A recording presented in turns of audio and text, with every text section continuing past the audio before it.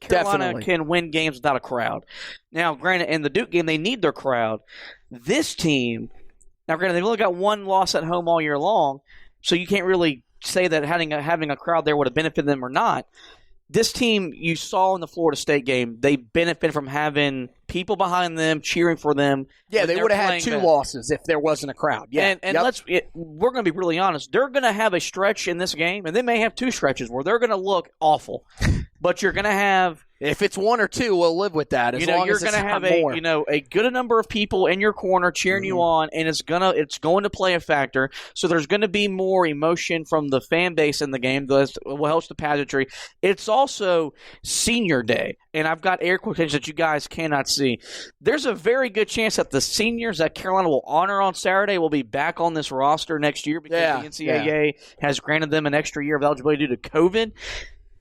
But if not, this is the last time that you could potentially see Garrison Brooks and Andrew Platek in a Tar Heel uniform in the Smith Center. So kind of interesting to see how, if Roy Williams will do a normal thing where he'll start his seniors in this game or not, with the knowing that most of these guys could be back next year. So a lot going on outside the rivalry, but as we all know, when this ball gets tipped up in the air at 6 o'clock, it's going to be Duke, it's going to be Carolina, it's going to be a 40-minute, 2-hour battle to the finish that I think Carolina's going to win. And,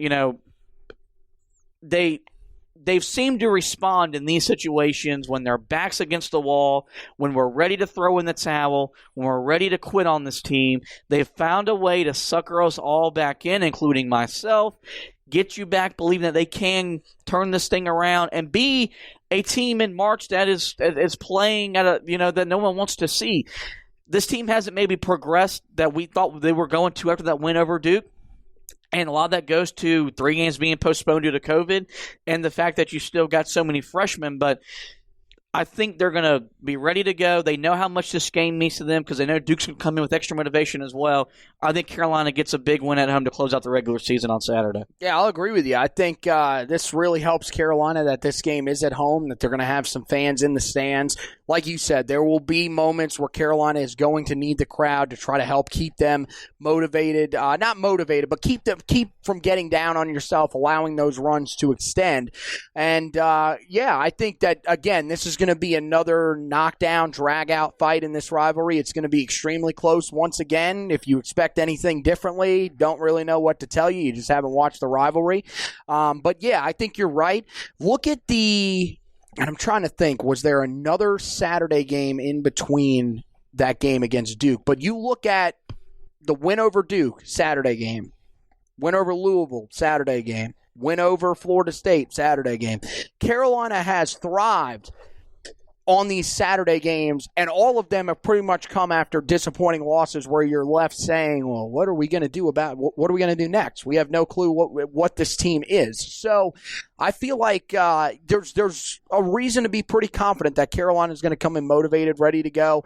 Games at 6 o'clock again, so they're going to be in the primetime slot. It seems like they're the type of team that thrives better in that. Remember earlier in the year when we were talking about the football team, we were talking put them anywhere but the primetime slot. This team, we're saying put them in the primetime slot because they're god-awful when they play, when they're not on primetime. So I think that Carolina is going to be ready for this one. Roy Williams will definitely have these guys ready, and I think they get a big win that pretty much all but locks them into the NCAA tournament. And, again, if you do enough things right, we talked about it the other day, this could be the start of a run to an 8 seed, maybe even a 7 seed if you make that deep of a run, potentially even win the ACC tournament.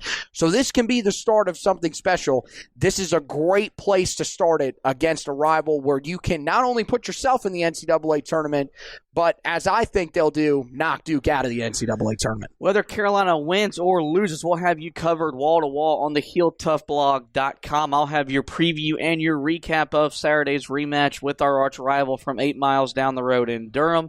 So basketball-wise, I've got you covered football-wise. You got weekly storylines you can go check out. Spring camp right around the corner, football, March 23rd. Yep, and then baseball will have a weekend or a week recap from the Diamond Heels series this week. And all that great content, football, basketball, and baseball on the HeelToughBlog.com. And last, we encourage you guys to rate, review, and subscribe to the podcast. You can find us on every major podcasting platform, most notably Spreaker, iTunes, iHeartRadio, Spotify, TuneIn, Google Podcasts. Give us a like, review us as your host. We want you guys to subscribe. That way you never miss an episode of the Roy's Boys podcast. Well, with that, I do want to thank Brendan Marks and Isaac Schade for stopping by to talk to us. I want to thank Anthony for hosting. I want to thank you guys for listening. And as always, go Tar Heels and go to hell, Duke.